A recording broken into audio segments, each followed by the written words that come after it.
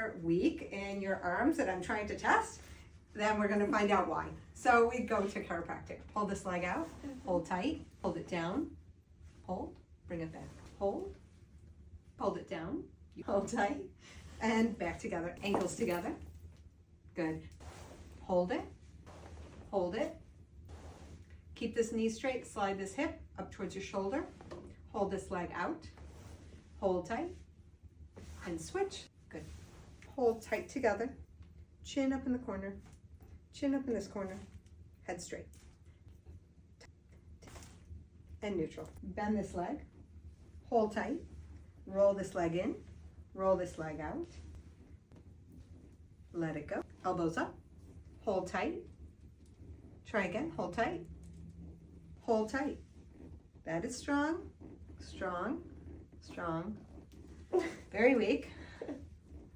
That's weak.